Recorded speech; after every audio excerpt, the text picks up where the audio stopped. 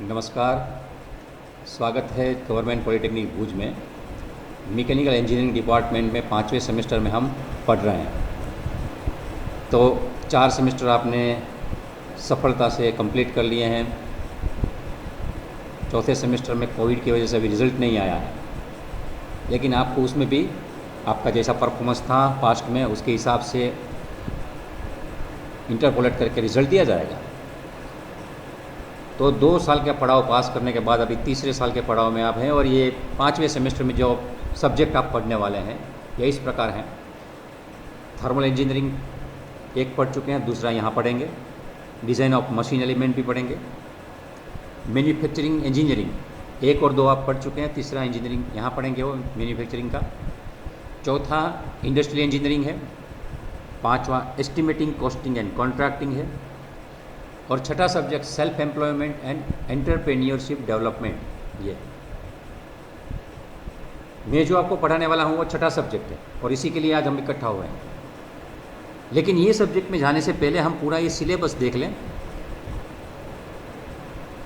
Engineering का। तो 4 semester आप पढ़ चुके हैं, उसमें जितने भी सब्जेक्ट पढ़े हैं करीबन आप 26-27 सब्जेक्ट पढ़ चुके हैं। ये सब्जेक्ट्स में आपको जो पढ़ाया गया उससे कुछ आगे की चीज़ पढ़ने वाले हैं। तो ये जो सब्जेक्ट देखते हैं उसमें 3 सब्जेक्ट टेक्निकल है, ऊपर के पहले, दूसरे और तीसरे सब्जेक्ट टेक्निकल है। थर्मल इंजीनियरिंग में भी आप जो थर्मल प्रिंसिपल्स है उसके हिसाब से पावर प्लांट कैसे चलता है वो सब पढ़ेंगे। Design of machine elements, machine होता है, इसमें जो पार्ट होते हैं वो पार्ट में स्ट्रेस स्ट्रेन के हिसाब से उसके डायमेंशन, शेप आदि कैसे निश्चित करते हैं, वो एक एक एलिमेंट की डिज़ाइन सीखनी है। हम पूरा मशीन की डिज़ाइन नहीं सीखेंगे क्योंकि डिप्लोमा लेवल पे वो संभव नहीं है। तो मशीन में जो प्राइमरी एलिमेंट्स हैं, स्क्रू है, नट है, बोल्ट है, या बेरिंग है, कोई लीवर है, जो बेसिक एलिमेंट्स होते हैं उन पे किस प्रकार का लोड आता है, और उसका लोड का एनालिसिस करके स्ट्रेस की वैल्यू देख के मशीन के जो भी की डायमेंशंस हैं उसको नक्की करने का काम इसमें सीखेंगे। तीसरा है मैन्युफैक्चरिंग इंजीनियरिंग। रॉ मटेरियल में से कस्टमर यूज़ कर सके ऐसी चीज़ बनाने के लिए हमें अलग अलग प्रवृत्ति करनी पड़ती है। तो पूरी मैन्युफैक्चरिंग में अलग अलग मशीन टूल की मदद से हम प्रॉपर्टीज़ चेंज करते रहते हैं उसकी। कभी हीट ट्रीटमेंट भी करते हैं और कभी फोर्जिंग भी करते हैं, वेल्डिंग भी करते हैं और साथ में कास्टिंग भी करते हैं। अलग अलग मैन्युफैक्चरिंग प्रोसेसेस हैं।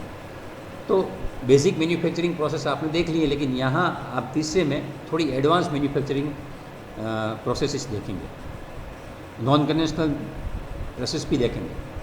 लेकिन ये सब चीज़ है वो मैकेनिकल इंजीनियरिंग का जिसके पास दिमाग है उनके लिए टेक्निकल एस्पेक्ट्स उसके समझने के लिए ये सब्जेक्ट है। लेकिन ज़िंदगी में एक चीज़ समझनी ज़रूरी है कि जो हम जिंदा हैं, जीवन जी रहे हैं, उसका पर्पस क्या है, उसका हेतु क्या है, हम क्या प्राप्त करना चाहते हैं। अगर भगवान हमें प्रसन्न हो जाए तो हम क्या मांगेंगे।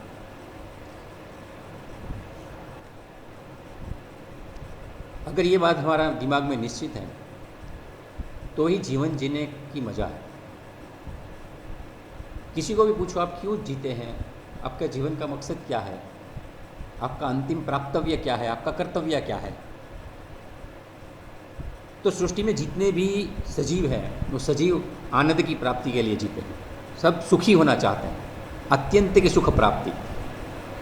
और दूसरी चीज़ है दुख से दूर होना चाहते हैं। हम यहाँ इंजीनियरिंग क्यों पढ़ते हैं? पिताजी ने बोला इसलिए आ गए हैं, सब पढ़ते हैं इसलिए आ गए हैं, अरे पढ़े नहीं तो क्या करेंगे। लेकिन ये पढ़ाई के पीछे भी हमारा पर्पस आनंद की प्राप्ति का ही है। लेकिन एक दुनिया में माना जाता है कि सुख प्राप्त करने के लिए पैसा होना चाहिए। दूसरे सजीवों में ऐसा नहीं है। पशु है, पक्षी हैं, जंगली प्राणी हैं, वो कहीं पैसे कमाने नहीं जाते हैं, वो सिर्फ अपना आहार ढूंढते रहते हैं कि मुझे खाना है। और मैं जो विस्तार में रहता हूँ दूसरा प्राणी आना नहीं चाहिए, इसलिए वो अपना एक गुट बना के रखते हैं। जैसे कुत्ता है अपनी गली में रहता है, दूसरा गली का कुत्ता आने नहीं देता है, और अपने गली में अपने लिए अन्न ढूंढता रहता है खाने की। अगर खाना नहीं मिलता वो कबूतर को भी खा जाता है। उसको कमाने की ज़रूरत नहीं है, वो कभी कलेक्शन नहीं करता है। लेकिन सिर्फ इंसान ऐसा है कि वो उसको सुख चाहिए, आनंद चाहिए, और उसके पास विकसित मन बुद्धि है, इसके लिए उसकी तृष्णाएँ ज़्यादा है, इच्छाएँ ज़्यादा है। वो प्रकृत नहीं है, वो संस्कृत है, क्योंकि मन बुद्धि है। लेकिन वो विकृत भी बन सकता है। मैं ये क्यों बढ़ा रहा हूँ, ये सब आपके सामने सब्जेक्ट में रखे हैं इंजीनियरिंग के, और मैं बोल रहा हूँ कुछ फिलोसॉफी अलग। वो चौथा, पांचवा और छठा सब्जेक्ट है, वो क्यों हमने रखा है वो समझने के लिए। क्योंकि मैकेनिकल इंजीनियरिंग पढ़ना है तो टेक्निकल सब्जेक्ट पढ़ते हैं, ठीक है, थर्मल है, मशीन डिज़ाइन है, मैन्युफैक्चरिंग है, ये सब हमारा मैकेनिकल का ही है। लेकिन नीचे के जो 3 सब्जेक्ट्स हैं, वो तीनों सब्जेक्ट्स थोड़ा जीवन के साथ संबंधित है, सुख के साथ संबंधित है। तो इसीलिए ये हमारे जीवन का हेतु हमें मालूम होना चाहिए। तो हमारे जीवन का हेतु सुख प्राप्ति है। सुख कैसे मिलेगा? तो मेरे पास जो जीने की व्यवस्था है उसमें मुझे कुछ इनपुट्स ऐसे बना देने चाहिए कि मुझे कोई परेशान न कर सके। तो उसके लिए एक ऐसा माना जाता है कि जिसके पास पैसे हैं वो सुखी ज़्यादा हो सकते हैं। पैसा और सुख का एक संबंध है, पैसे और सुख का संबंध है। इसके बारे में लोग बहुत रिसर्च भी करते हैं। मैं चलो एक छोटा सा एक स्लाइड दिखाता हूँ कि पैसे और सुख के बीच में संबंध क्या है। और ये सही है ऐसा मैं नहीं कहता हूँ, लेकिन एक नज़रिया है देखने का डेटा के ऊपर। दुनिया में जितने लोग जीते हैं, 700 करोड़ के आसपास पॉपुलेशन है वर्ल्ड में, उनमें किसी को भी पूछे क्यों जिंदा हो, तो भाई पैसे के लिए। पैसा क्यों चाहिए? तो सुख चाहिए इसलिए। लेकिन पैसा मिलने के बाद सुख मिलता है क्या? और पैसा पाने के समय ही दुख मिलता है, तो क्या करेंगे? एक छोटा सा डेटा देखते हैं, और बाद में मैं चौथे, पांचवें सब्जेक्ट और छठे सब्जेक्ट के बारे में जाऊंगा। और बाद में छठा सब्जेक्ट जो मैं पढ़ाने वाला हूँ उसका मैं बेस आपको दूँगा कि ये पढ़ने में हमको कैसे सोचना है। क्योंकि अभी ये लास्ट ईयर है, और ये पढ़ने के बाद आपके पास सर्टिफिकेट मिलेगा, और अगर आप डिग्री करना नहीं चाहते हैं तो आप पैसे भी कमाने लगेंगे। लेकिन अगर जीवन में मकसद मालूम नहीं है, उसका कोई फंडा मालूम नहीं है, तो आप इसे भटक जाते हैं। जैसे कभी कभी बोलते हैं ना, गूगल मैप है तो हम आराम से कहीं भी पहुंच जाते हैं डेस्टिनेशन डाल के, लेकिन ज़िंदगी में कोई गूगल मैप नहीं है, हमें कहाँ जाना है वो कोई बताता नहीं है, ये हमें खुद को ही ढूंढना पड़ता है। लेकिन एक चीज़ निश्चित है कि मुझे कहाँ जाना है गूगल मैप की तरह जीवन के मैप में, तो सुख प्राप्त करना है। और मेरे आसपास जितने लोग मेरे से जुड़े हुए हैं उनको भी सुखी करना है, किसी को दुखी नहीं करना है। ये भी दूसरा एक पहलू है। कभी कभी क्या है, हमें सुख प्राप्ति करने, लेकिन दूसरे को परेशान करके हम सुखी होते, तो वो भी अच्छी चीज़ नहीं है। तो जीवन के मकसद भी ये सुख और सुख का पैसे का साथ संबंध, ये समझने के बाद ही हम ये सब्जेक्ट के बारे में कुछ देखेंगे। दूसरी भी बातें लेकिन बाद में देखते हैं। चलिए ये एक छोटा सा स्लाइड देखें। ये 2013 में एक सर्वे किया गया था गैलप द्वारा। उनका एक ग्राफ है, एक एक्सिस पे उसने इनकम दिखाई है, एनुअल इनकम डॉलर में दिखाई है, अमेरिका में किया गया इसलिए। The level of happiness in US, तो इनकम के साथ उसकी सुख की स्थिति कैसी है, उनका स्टडी करके उसने ये चार्ट तैयार किया। व्यक्ति सुखी है कि नहीं उसके लिए वो जाते हैं, उनको कुछ सवाल पूछते हैं और उसके ऊपर इंडेक्स बनता है। 10 सवाल पूछे, 10 में से 3 में वो हाँ बोलता है तो वो सुखी है, नहीं बोलता है तो नहीं है, ऐसा कुछ वो निश्चित करते हैं। वो पैरामीटर में नहीं जाना है, वो बाद में अगर हमारे सिलेबस में होगा तो हम देखेंगे।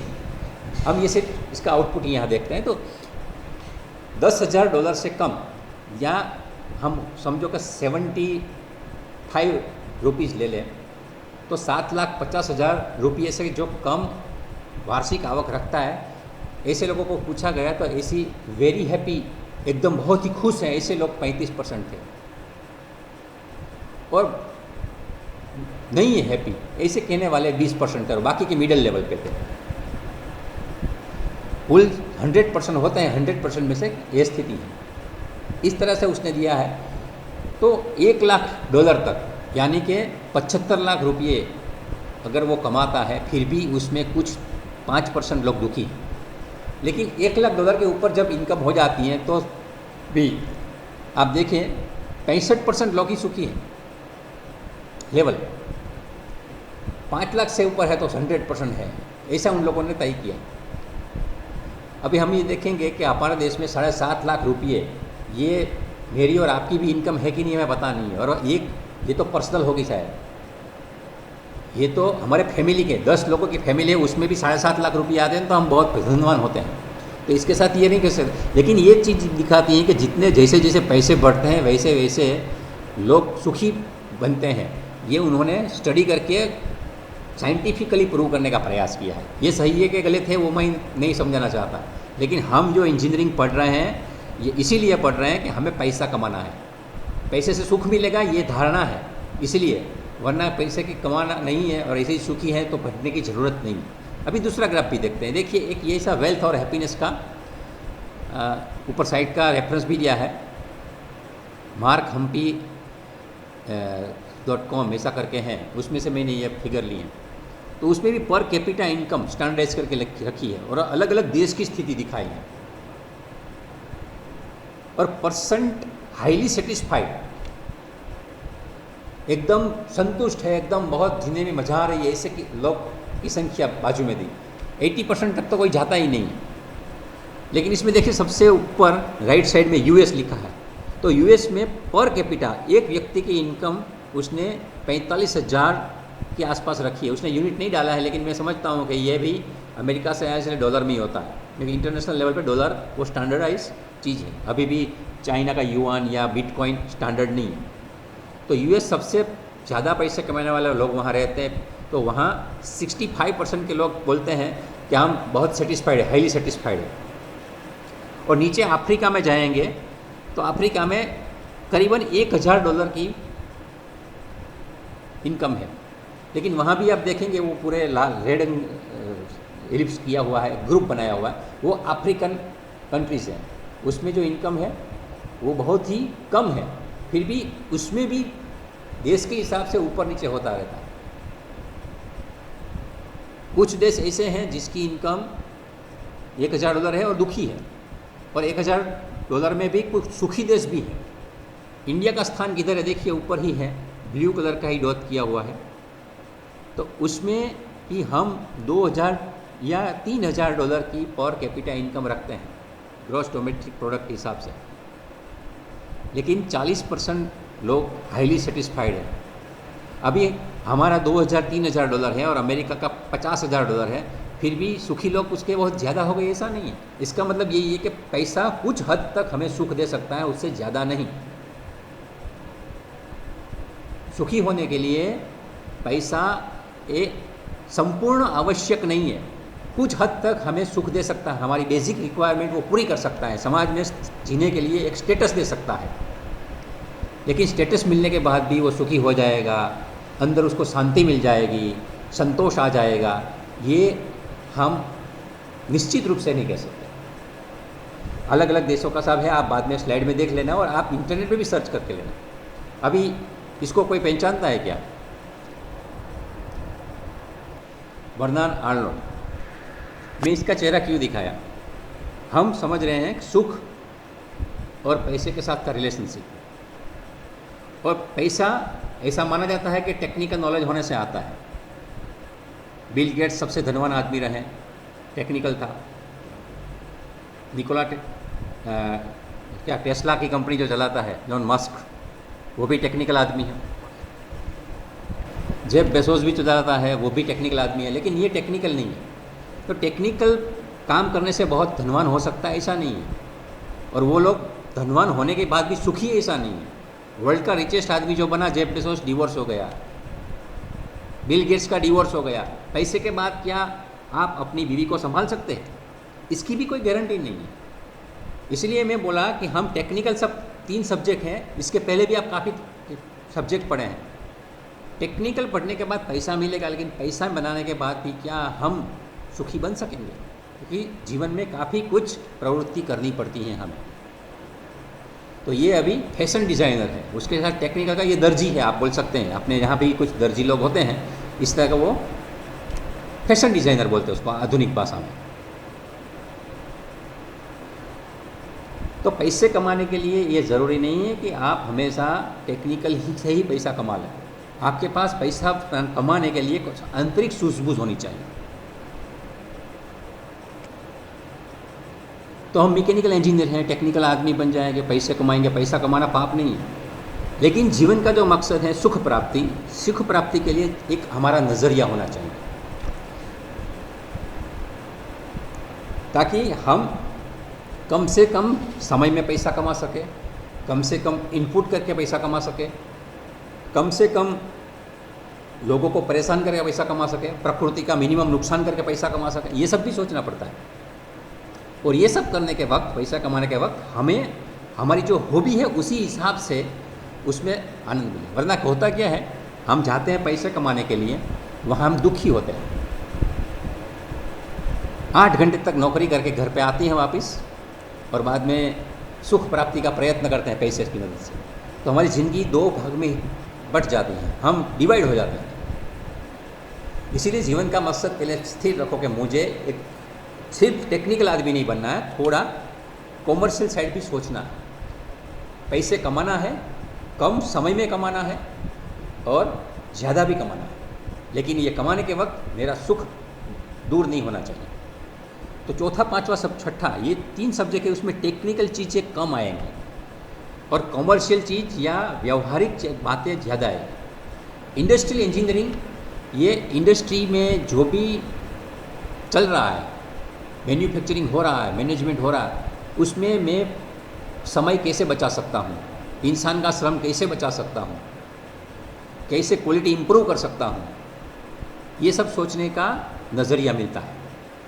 तो इंडस्ट्रियल इंजीनियरिंग ये सब्जेक्ट आप पढ़ेंगे, आपको सभी सर हैं बहुत अच्छी तरह से पढ़ाएंगे, तो आप उस नज़रिए से देखिए ज़िंदगी में ज़रूरी क्या है। क्वालिटी अच्छी होनी चाहिए, खर्चा कम होना चाहिए, आपका डिलीवरी टाइम भी बहुत फास्ट होना चाहिए। ये सब चीज़ है, ये कैसे इंप्रूव हो सकता है, ये इंडस्ट्रियल इंजीनियरिंग सिखाएगा। इसमें आपको टेक्निकल नॉलेज कम और ये चीज़ ज़्यादा मिलेंगी, हम इसमें भी डिस्कस करेंगे। इसके बाद ये 5वां सब्जेक्ट है एस्टिमेटिंग, कॉस्टिंग एंड कॉन्ट्रैक्टिंग। ये भी ऐसी ही एक चीज़ है जिसमें आपको कॉमर्शियल साइड से ही सोचना है। हम इंजीनियर बनते हैं तो क्या एग्जैक्टली बनते हैं, कभी कभी सवाल होता है, कुछ को पूछते हैं तो उसको मालूम भी नहीं होता, उसको सब्जेक्ट के नाम मालूम नहीं होते, सब्जेक्ट के नाम मालूम होते, उसका कंटेंट मालूम होता है, लेकिन क्यों पढ़ा वो मालूम नहीं होता।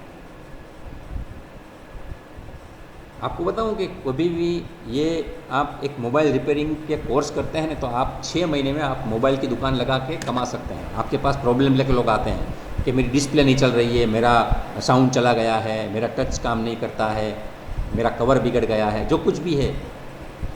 आप 6 महीने का मोबाइल रिपेयरिंग का कोर्स करते हैं, 6 महीने में आपके पास वेराइटीज़ ऑफ मोबाइल आते हैं, वेराइटीज़ ऑफ कस्टमर आते हैं, वेराइटीज़ ऑफ प्रॉब्लम आते हैं, लेकिन आप अपने स्किल से उसको रिपेयर करके उनको वापस देते हैं, कमा लेते हैं।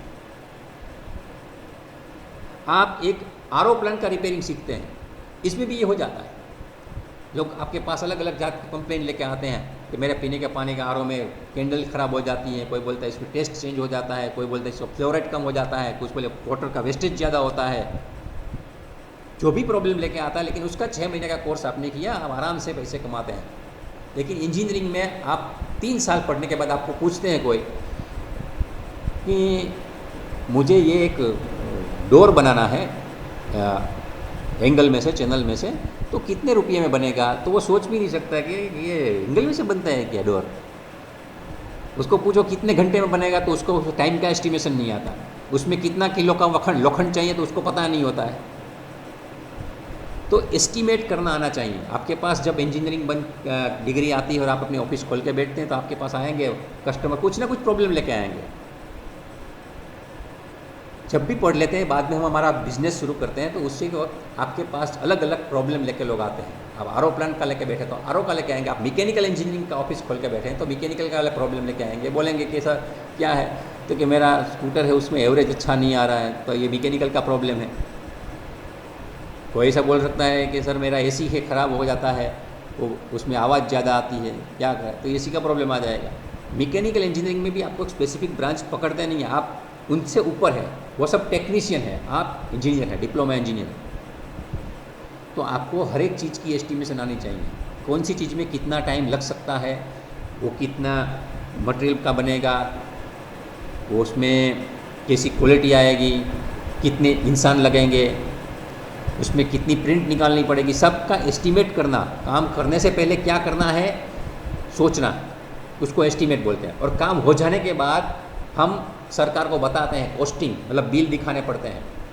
काम हो जाने के बाद जो हम कैलकुलेट करते हैं कि क्या क्या हो गया, उसको कॉस्टिंग बोलते हैं। सब समझो कि आपको कि आपका घर में आपके बड़े भाई की शादी है, तो आप घर में बैठे हैं, शादी कब है, 1 महीने के बाद है, सोचते हैं क्या करेंगे, यहाँ मंडप लगाएंगे, यहाँ हम बैंड वालों को बुलाएंगे, ऐसा ऐसा हम मेनू रखेंगे, ये सब आप सोचते हैं। बहू आने वाली उसके लिए इतना गोल्ड रखेंगे, तो ये सब आप सोचते हैं और उसके हिसाब से एक लिस्ट बनाते हैं, ये एस्टीमेटिंग माना जाता है। लेकिन शादी हो गई है, घर में बहू आ चुकी हैं, दोनों घूमने चले गए हैं, तब आप बैठे हैं पिताजी के साथ और उस वक्त पिताजी एक के बाद बिल निकाल के देखिए ये कैटरर्स का बिल है, उसने इतना चार्ज किया, हमने पेमेंट कर दिया है। बाद में निकालेंगे ये बैंड वाला है, उसने इतना दिया था, ये फोटोग्राफी वाला है, ये वीडियोग्राफी वाला है, उनका अभी पेंडिंग पड़ा है, उसका ये एल्बम नहीं आया इसलिए हमने 10% ही दिया है। लेकिन ये जो कुछ करते हैं घटना हो जाने के बाद वो कॉस्टिंग होता है।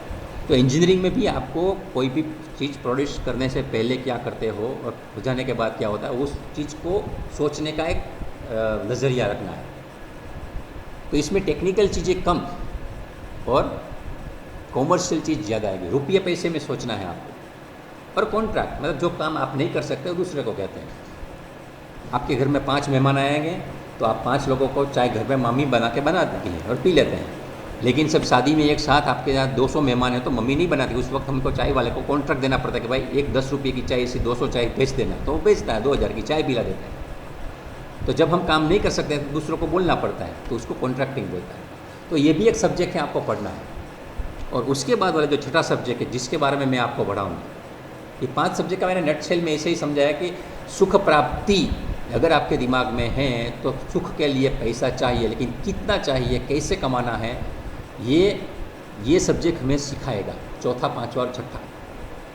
बाकी सब हमें टेक्निकल स्किल देगा। ये चीज़ ऐसे बनती है, उसमें इतना लोड लगेगा, उसमें इतना गर्म हो जाएगी, ये इतना ठंडा हो जाएगा, ये न्यूटन का ये लॉ है और गैलीलियो का ये लॉ है, ये सब आप समझ जाएंगे। लेकिन इससे पैसा नहीं बनेगा, आपका दिमाग की सोच बन जाएगी। ये सोच की मदद से आपको मार्केट में जिसको ज़रूरत है उनके पास जाना है, या ऐसे ज़रूरत वाले लोग आपके पास आएंगे, उनके साथ डीलिंग करके आपको पैसे उनकी जेब में से आपकी जेब में लाना है। पंप क्या करता है, पंप जो नीचे का टैंक है उसमें पानी है, उसमें पाइप डालो, पंप चालू करो और दूसरा आउटलेट का पाइप है ऊपर की टंकी में डाल दो तो दूसरे मंजिले पे पानी ले जाता है। तो पंप के है एक जगह पानी है, वो दूसरी जगह पानी पहुंचाता है, दैट इज़ अ पंप। लेकिन समझो नीचे की टंकी खाली है और ऊपर की टंकी भी खाली है और हमने पंप चालू किया तो क्या हो जाएगा, कुछ नहीं होगा, पंप खराब हो जाएगा, हमारी इलेक्ट्रिसिटी बिल बढ़ जाएगा या पंप की मोटर जल जाएगी, क्योंकि नीचे की टैंक में ही पानी नहीं है। तो ठीक इसी तरह से जब हम बिज़नेस करना चाहते हैं तब दूसरे की जेब में पैसा है और मेरे जेब में पैसा नहीं है। तो बिज़नेस क्या है, एक पंप है, हमें एक पाइप उसकी जेब में डालनी है और दूसरी आउटलेट है हमारे जेब में डालनी है। तो पंप चालू करेंगे बिज़नेस तो उसका पैसा मेरे खिस्से में आ जाएगा। बिज़नेस का सिंपल यही है। तो उसमें पंप की डिज़ाइन कैसे करते हैं, इसमें इम्पेलर होता है, उसका केसिंग होता है, उसका इनलेट पाइप होता है, इनलेट वाल होता है, आउटलेट पाइप होता है, आउटलेट वाल होता है, उसमें भी ब्रांचेस निकले, टी होती है, बैंड होता है, सब होता है। ठीक इसी तरह से बिज़नेस करना है तो हमारे पास ऐसे पंप बनाने हैं, इसी को बिज़नेस बोलते हैं। और ये बिज़नेस के लिए ही ये छठा टॉपिक है कि ये कैसे करेंगे, self employment and entrepreneurship development. तो ये सब्जेक्ट का गुजराती क्या होता है, क्योंकि हम गुजरात से पढ़ रहे हैं, गुजराती लोग हैं, तो ये मालूम है सेल्फ एम्प्लॉयमेंट स्वरोजगार, सेल्फ एम्प्लॉयमेंट स्वरोजगार। और एंटरप्रेन्योरशिप डेवलपमेंट का ट्रांसलेशन हमारे पाठ्य पुस्तक में ऐसा दिया गया है, उद्योग साहसिकता नो विकास। तो ये कैसे हो सकता है, इसके बारे में ये पढ़ाऊँगा। तो आइए अपने सब्जेक्ट की शुरुआत करते हैं। शॉर्ट फॉर्म उसका SEED, या कभी कभी हम सीड भी बोलते हैं, सीड। उसका कोड है 3351906। तो self employment and entrepreneurship development में क्या क्या है आइए देखते हैं। ये सब्जेक्ट में कुल 6 यूनिट्स हैं। अभी मैं पूरा सब्जेक्ट का नाम नहीं लिखूँगा, जहाँ भी सब्जेक्ट है यहाँ SWD लिख दूँगा, तो आप थोड़ा समझ लें। तो एक यूनिट जो पहला यूनिट है वो इंट्रोडक्शन टू सीड। ये क्या है सीड? उसका इंट्रोडक्शन का एक पूरा यूनिट है, उसमें भी 6 चैप्टर अलग लगाएंगे। दूसरा है एंटरप्रेन्योरल सपोर्ट एजेंसीज। जब भी हम कहीं बिजनेस करना चाहते हैं तो बिजनेस के लिए हमें कौन कौन हेल्प कर सकते हैं, इस एजेंसी के बारे में एक पूरा चैप्टर है। उसकी क्या महत्व है मैं बाद में कभी समझाता हूँ। तीसरा यूनिट जो है प्रोजेक्ट सेटअप प्लानिंग। प्रोजेक्ट क्या है? इंडस्ट्री का प्रोजेक्ट जो मैं बिजनेस करना चाहता हूँ, उसका सेटअप प्लानिंग कैसे करेंगे। और चौथा है प्रोजेक्ट का प्रपोजल कैसे बनाएंगे, क्योंकि मैं प्रोजेक्ट सेटअप का तो प्लानिंग खुद कर लेता हूँ, लेकिन जब करने के बाद मुझे पैसा भी चाहिए, तो पैसा मेरे पास नहीं है तो दूसरे के पास से मुझे लेना है। तो वो मैं बैंक के पास जाना पड़ता है, गवर्नमेंट एजेंसी के पास जाना है, जो 2 नंबर पे दिखा है सपोर्ट एजेंसी के पास जाना पड़ता है। तो उनको दिखाने का प्लानिंग कैसे करते हैं, चौथा चैप्टर है। 5वां चैप्टर है एंटरप्राइज एंड रिस्क मैनेजमेंट। जब भी बिजनेस करते हैं कहीं ना कहीं तकलीफ रहती है, जोखिम रहता ही, तो उसको मैनेज कैसे करते हैं। इंश्योरेंस लेना कि नहीं लेना, लेना तो कितना लेना। और छठा है केस स्टडीज़। केस स्टडीज़ मतलब बिजनेस जो लोगों ने किया है। आपकी तरह बच्चे थे, 15-17 साल के बच्चे जैसे पढ़ के बड़े होते हैं और धीरे धीरे करके वो, जैसे अभी हमने बर्नरान को देखा, 70-80 साल के हो जाते हैं। तो कुछ ऐसे केस होते हैं कि जिन्होंने अपना कैरियर कैसे शुरू किया और कहाँ पहुँचा है, ऐसे केसेस से उसका स्टडी करेंगे और उसके ऊपर से हम क्या प्रेरणा ले सकते हैं वो भी थोड़ा डिस्कस करेंगे। तो 6 यूनिट है और पूरे 3-4 महीने जो हमें पढ़ना है, कुल मिला के मैं मानता हूँ हमें 42 आवर्स पढ़ना है, 42 घंटे लेक्चर्स के हिसाब से। और ये 42 घंटे में ये 6 यूनिट्स हमें कवर करने हैं। एक के बाद एक यूनिट हम देखते जाएंगे। अभी ये भी देख लेते हैं कि ये यूनिट में क्या होता है, उसका ब्रीफ इंट्रोडक्शन में करवा देता हूँ ताकि आपके दिमाग में एक थोड़ा आउटलाइन आ जाए, नक्शा तैयार हो जाए। तो सबसे पहला यूनिट है इंट्रोडक्शन टू सीड। उसमें जो पहला टॉपिक है वो, उसमें आपको हमारा देश जो भारत है उसमें जॉब मार्केट कैसी है और सेल्फ एम्प्लॉयमेंट में क्या, मैकेनिकल इंजीनियर को कहाँ कहाँ वो रोज़गार खड़ा कर सकता है खुद में, और मैं कैसे एम्प्लॉयमेंट का ऐसा एरिया चूज़ करूँ मैकेनिकल, इसके बारे में ज़रा इंट्रोडक्शन दिया जाएगा।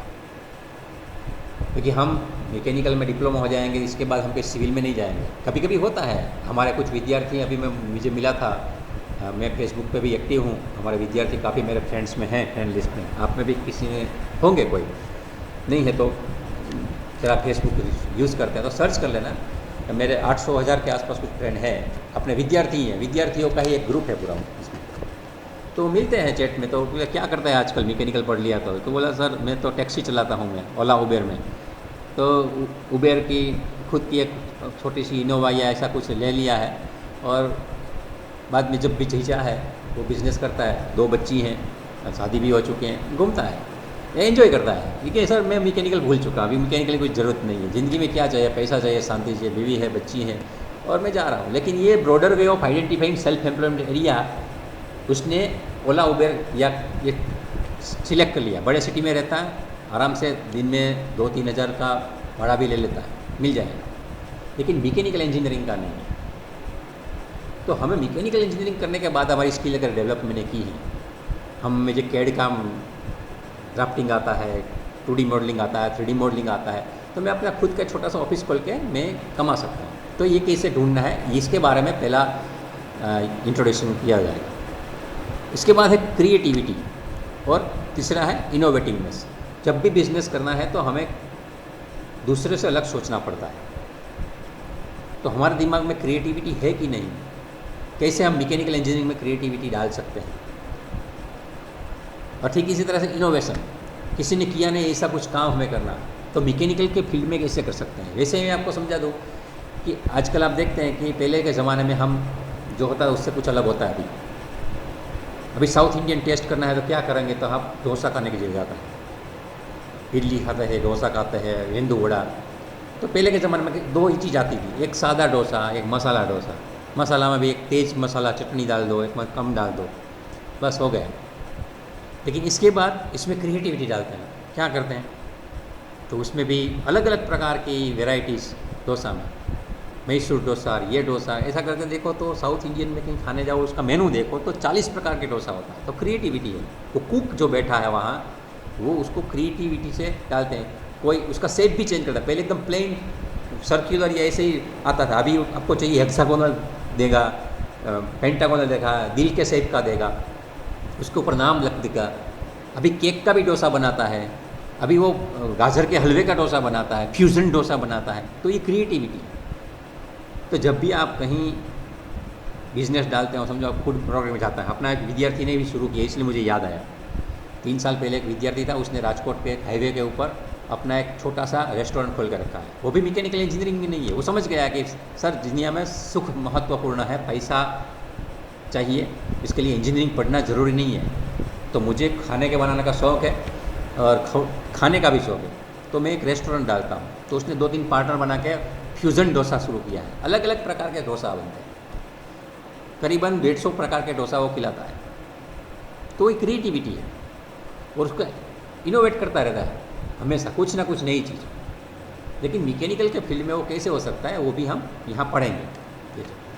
इसके बाद इंट्रोडक्शन चालू है, तो उसमें एंटरप्रेन्योरशिप डेवलपमेंट, तो उसकी ये क्या था, सेल्फ एम्प्लॉयमेंट का पोर्शन था।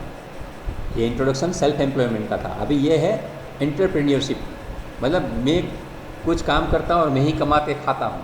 ये सेल्फ एम्प्लॉयमेंट में आप सब पढ़ेंगे। लेकिन जब मैं 100-200 लोगों को मेरे यहाँ नौकरी पर रख सकता हूँ, वैसा डेवलपमेंट करना चाहता हूँ, एंटरप्रेन्योरशिप, उसको मैं उद्योग साहसिकता बोलता हूँ। पान वाले की दुकान है, वो अपना पान करता है, स्वरोजगार पे है। लेकिन खेतला आपा टी स्टॉल जो उसका मालिक है, वो एंटरप्रेन्योर है। वो हर एक भुज में है, मांडवी में है, या राजकोट में है, मोरबी में है, हर एक जगह पे वो खेतला आपा टी स्टॉल खुल रहा है। तो यहाँ बैठा है, वो उसका फ्रेंचाइजी चलाता है, तो वो एंटरप्रेन्योर बन गया। तो उसका स्कोप कैसा है, लोकल मार्केट में कैसा है, ग्लोबल मार्केट में कैसा है, उसमें क्या क्या क्वालिटी होनी चाहिए। अगर आपके जीवन में आप सफल मतलब सक्सेसफुल बिजनेसमैन बनना चाहते हैं, तो उसके लिए आपके जीवन में क्या क्या स्किल होनी चाहिए। कम्युनिकेशन स्किल क्या होनी चाहिए, ट्रांसफरेबल पॉजिटिव वर्क स्किल क्या होनी चाहिए, कॉन्फ्लिक्ट रेजोल्यूशन करने की आपके पास क्षमता है कि नहीं। हाँ, ये सब कुछ चीज़ें हैं, आपको उसका इंट्रोडक्शन में पढ़ाया जाएगा। और इसके बाद प्रोडक्टिविटी क्या है, क्वालिटी क्या है, कॉस्ट कॉन्शियस, कस्टमर सेटिस्फेक्शन क्या है, वो भी समझना पड़ता है। जैसे मैंने बताया कि ये क्या है, हम एक पंप डिवाइस करते हैं, डिज़ाइन करते हैं, उसको लगाना है। ऐसा पंप बन जाना चाहिए कि दूसरे के जेब में से सीधा पैसा मेरी जेब में आ जाना चाहिए। जैसे रिलायंस जियो ने इतना बड़ा पंप बनाया है जियो नेटवर्क के द्वारा कि हमारे सबकी जेब में से उसके जेब में पैसा चला जाता है और हम उसका डेटा यूज़ करते हैं। जब भी मैं बैठा हूँ, आप सुन रहे हैं, सब जियो से ही और हमारे जेब का पैसा उसकी जेब में जा रहा है। तो ये सब कंसेप्ट, उसके लिए उसने कैसी प्रोडक्टिविटी बनाई, कैसे क्वालिटी उसने मेंटेन की है, वो कितने कम खर्चे में दे रहा है, कस्टमर सेटिस्फाई है कि नहीं, वो सब हमें समझ में आना चाहिए। इसलिए हम भी जो बिज़नेस का पंप लगाएंगे या लगाना चाहेंगे, या लगाएंगे ना लगाएं, लेकिन हम भी कहीं ना कहीं वो पार्ट बन जाएंगे। तो ये मैकेनिज़्म ध्यान में होना चाहिए बिज़नेस का। ये अल्टीमेटली दुनिया में पैसा ही घूम रहा है, टेक्नोलॉजी सिर्फ उसका ज़रिया है, माध्यम है, जिनकी मदद से पैसा घूम रहा है। आपको जो कुछ भी चल रहा है, ये मंदिर है, मस्जिद है, गुरुद्वारा है, धर्म है, ये सब कुछ सुख प्राप्ति के लिए है। लेकिन इसमें भी एक सुख प्राप्ति के साधन में भी वहाँ भी जो लोग बिजनेसमैन होते हैं, वहाँ भी पंप फिट कर देते हैं। मेरा एक दोस्त है, वो पूरी हज यात्रा मैनेज करता है। जिसको भी हज पे जाना है, उसका कैसे सब्सिडी लेना, कैसे उसकी बुकिंग करना है। तो अभी 1 साल से वो बैठा है, क्या कोई आता ही नहीं है, कोरोना में कुछ बंद हो चुका है, क्या करें। तो लोग अपनी आस्था के हिसाब से कहीं जाना चाहते हैं, लेकिन वो आस्था का उपयोग करके वो खुद का बिजनेस चलाता है। कभी कभी वो मानता भी मैं लोगों की सेवा करता हूँ, लेकिन पैसा तो लेता ही है, फ्री में तो देता नहीं है डोनेशन। तो हम ये 4 धाम यात्रा भी चलती है। आप आइए, वहाँ आपको आपका गुजराती खाना मिल जाएगा, नॉन वेज भी नहीं है मिलेगा, सिर्फ वेजिटेरियन होगा। तो इस हिसाब से वो आपकी जो भी है उसके हिसाब से वो पंप सेट करता है। तो आपकी जेब में वो पाइप डाल दी उसने, आपकी जेब में जितना पानी है उसमें से 2 बूंद उसको मिल जाती है। तो ये भी एक है। तो ये पाइप डालने के लिए आपको क्या करना है, अकेले करोगे तो सोल पार्टनरशिप, सोल मतलब सोल प्रोप्राइटरशिप लिखना चाहिए, मैंने गलती कर दी। सोल प्रोप्राइटरशिप, मैं अकेला मालिक हूँ। पार्टनरशिप फर्म मतलब आप अकेले नहीं करते, 2-3 लोग साथ में इकट्ठा होकर पंप बनाओ। तो पार्टनरशिप फर्म मानी जाती है। बाद में जॉइंट स्टॉक कंपनी, ये लीगल चीज़ बाद में आती है कि आप कितनी पार्टनर ज़्यादा से ज़्यादा बना सकते हैं, कोऑपरेटिव सोसाइटी कैसे बनती है, ये सब भी आपको इंट्रोडक्शन में सिखाया जाएगा। इसके बाद दूसरा यूनिट है वो सपोर्ट एजेंसीज है। इस सपोर्ट एजेंसी में मैं नहीं जाऊँगा, लेकिन एक समझ लो कि अपने देश में MSME करके एक चीज़ चलती है। आप अपने प्रधानमंत्री की भी कुछ लेक्चर सुनेंगे तो उसमें भी वो MSME का बहुत ही यूज़ करते हैं, micro small and medium industries enterprise, MSME। तो वो देश समृद्ध माना जाता है जिस देश में बहुत ही कम नौकर हो। पहले ऐसा कहा जाता था, उत्तम खेती, मध्यम व्यापार અને कनिष्ठ नौकरी। लेकिन अभी क्या है, उत्तम नौकरी, मध्यम व्यापार और कनिष्ठ खेती ऐसा बन चुका है ये दुनिया का माहौल। लेकिन एक चीज़ समझ लीजिए कि नौकरी करना ये इतना आसान नहीं होता। ज़िंदगी में हमें हमारी मानसिकता को दाव पे लगानी पड़ती है, हमें गुलाम बन जाना पड़ता है, हमें हमारी पर्सनालिटी को छोड़ देना पड़ता है। इसीलिए खेती को उत्तम माना गया था, क्योंकि मेरा खेत है, उसमें आराम से रहूँगा, मैं जो चाहिए वो बना लूँगा, ज़्यादा बचेगा तो वो दूसरे को दे। लेकिन परिस्थितियाँ ऐसी आती जाती हैं, लोगों की इच्छाएँ इतनी बढ़ जाती हैं कि खेती में वो पूरा नहीं कर सकता है। और दूसरी भी प्रॉब्लम है, वो बाद में जाएंगी, इसमें जाना नहीं है, क्योंकि मैं अभी सिर्फ यही बता रहा हूँ। तो अभी हमारी गवर्नमेंट इसके वजह जोर देती है कि हर एक इंसान नौकरी को मत सोचे कि मुझे कहाँ नौकरी मिलेगी, नौकरी मैं दूंगा, ऐसा एक स्पिरिट खड़ा होना चाहिए। तो उसके लिए कुछ माइक्रो इंडस्ट्री में डाल सकता हूँ। क्या माइक्रो मतलब छोटी, स्मॉल मतलब थोड़ी उससे बड़ी, मीडियम मतलब मीडियम मध्यम लेवल की, और लार्ज तो हम डाल नहीं सकते। लार्ज किसको बोलते हैं, रिलायंस की रिफाइनरी है, टाटा है, ये सब लार्ज होती है। लेकिन माइक्रो, स्मॉल और मीडियम हम मैनेज कर सकते हैं। तो उसके बारे में आपको पहले समझाया जाएगा, और उसके लिए आपको कौन कौन सहाय कर सकता है, गवर्नमेंट आपको कैसे हेल्प कर सकती है, और गवर्नमेंट सिवा नॉन गवर्नमेंट चीज़ कंपनी है वो भी आपको कैसे हेल्प कर सकती हैं, उसके बारे में जो कायदे के हिसाब से भी समझना है वो हम समझेंगे। तीसरा यूनिट है प्रोजेक्ट सेटअप प्लानिंग। आप जब भी कोई बिजनेस के बारे में सोचते हैं तो आप अकेले बैठ के या आपके दोस्तों के साथ या आपके पार्टनर के साथ सोच के जो प्लानिंग करते हैं वो प्रोजेक्ट सेटअप प्लानिंग है। तो आपकी प्रोडक्ट कौन सी हैं, वो कैसे सिलेक्ट करनी चाहिए, 10 चीज़ हैं उसमें से मार्केट में क्या चलता है।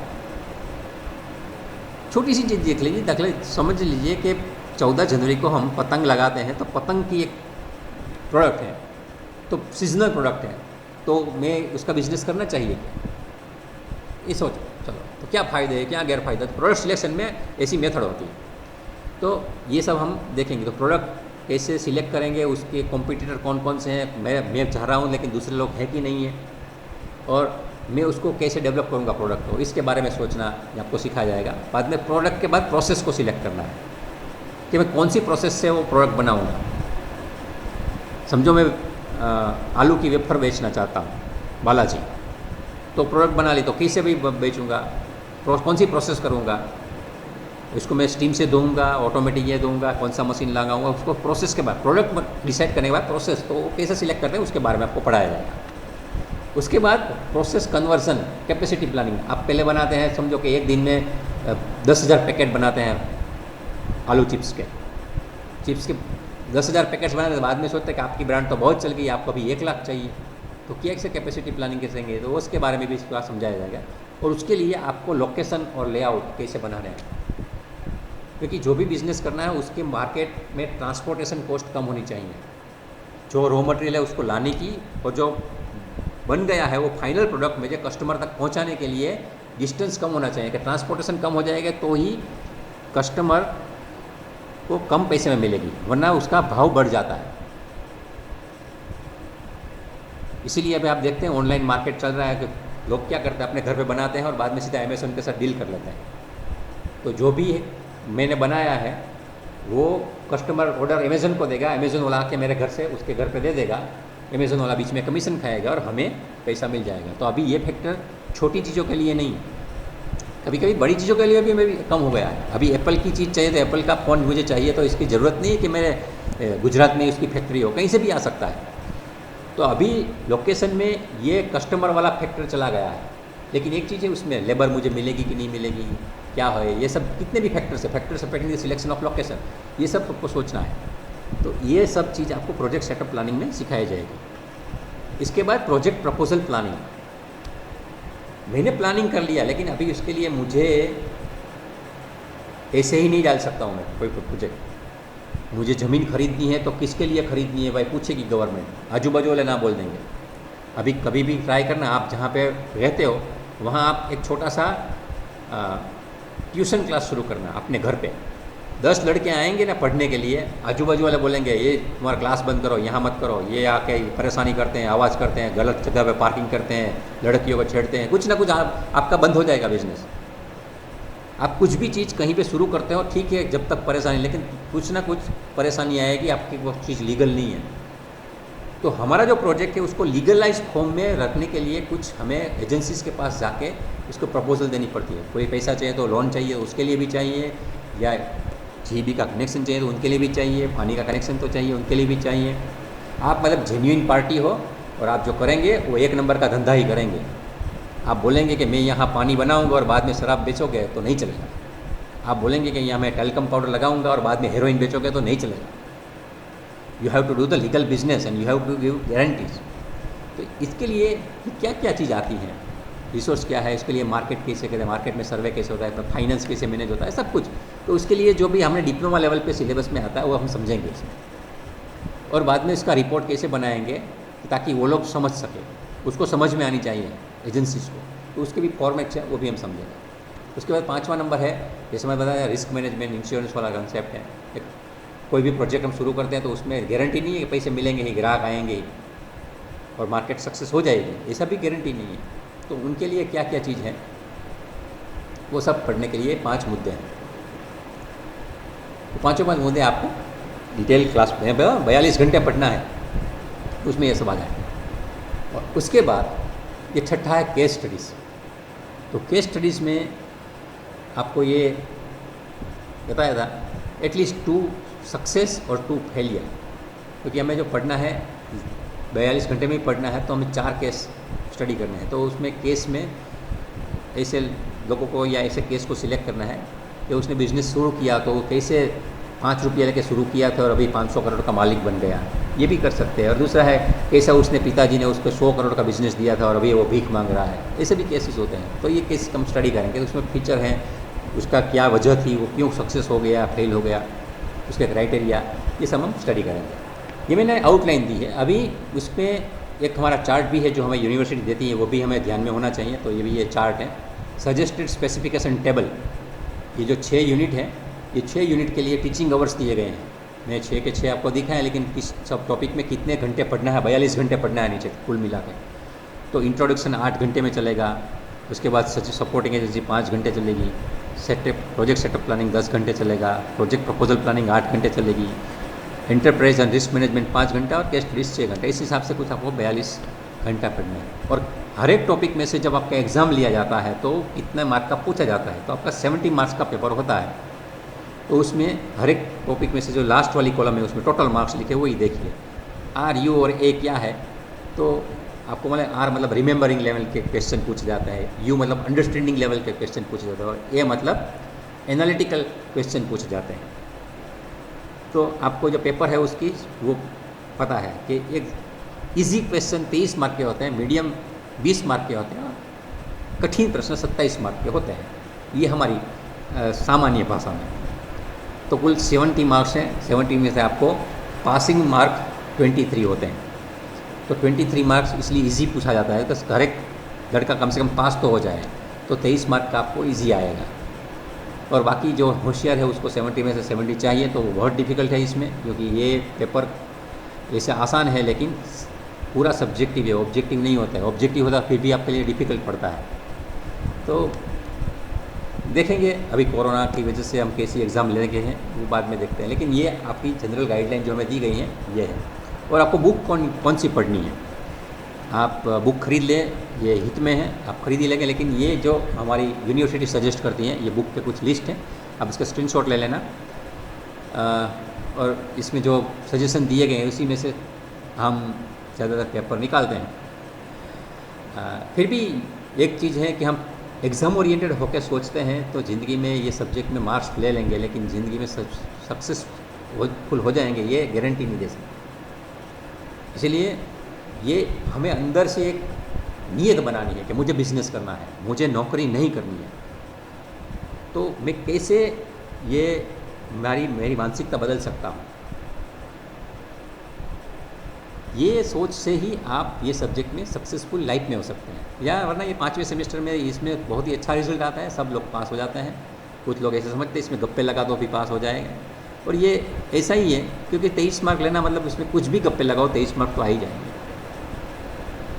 लेकिन ज़िंदगी गप्पे से चलती नहीं है, ज़िंदगी प्रयास मांगती है, और ये प्रयास निरंतर चलने चाहिए।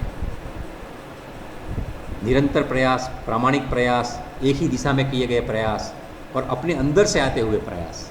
जो मुझे शौक़ है उसकी ही मैं कुछ ना कुछ ऐसी प्रक्रिया बनाऊं कि ताकि मेरा शौक़ भी पूरा हो जाए, मुझे सुख मिल जाए, और पैसा भी आ जाए जिनकी मदद से दूसरे सुख मिल जाए, तो मैं सबसे ज़्यादा सुखी हो जाऊँ, और मेरे आसपास वाले जो हैं उनको भी मैं सुखी कर सकूँ। मेरे माता पिता हैं, मेरी भाई बहन हैं, मेरी पत्नी और बच्चे हैं, वो सब सुखी होना चाहिए।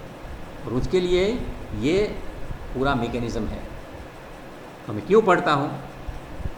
मेरी पढ़ाई सुख प्राप्ति के लिए है, और मैं एक ऐसा पंप बनाऊंगा बिजनेस का कि दूसरे के जेब में से मेरे जेब में पैसा अच्छी तरह से आएगा। वरना कोरोना में भी काफ़ी मेडिकल फैसिलिटी वालों ने फ्री में सेवा की है, और कुछ लोगों ने ब्लैक मार्केटिंग भी की है। आदमी मर रहा होता है तब उसके गहने बेच के भी उसने जो इंजेक्शन चाहिए या ऑक्सीजन का सिलेंडर चाहिए उसके 20-20 लाख रुपये का पेमेंट किया है जान बचाने के लिए। तो वो भी एक मैकेनिज़्म ही है, दूसरे की जेब में पंप पाइप डाल दी और मेरी जेब में उसके 20 लाख आ गए। लेकिन ये अच्छा पंप नहीं है, मोरल पंप नहीं है। तो हमें self entrepreneurship and self employment and entrepreneurship development, ये सब्जेक्ट पढ़ने के लिए इस हिसाब से सोचना है। तो ये सब्जेक्ट में आज हम यहाँ तक रखते हैं। नेक्स्ट पीरियड में जब आएंगे तब कुछ ना कुछ नया सोच के आएंगे। आपके पास बुक है तो बुक आपके सामने रखिए, जो भी टॉपिक है एक के बाद एक हम क्लियर करते जाएंगे। ये लेक्चर में साथ में रहने के लिए बहुत बहुत धन्यवाद, और ये वीडियो देखने के लिए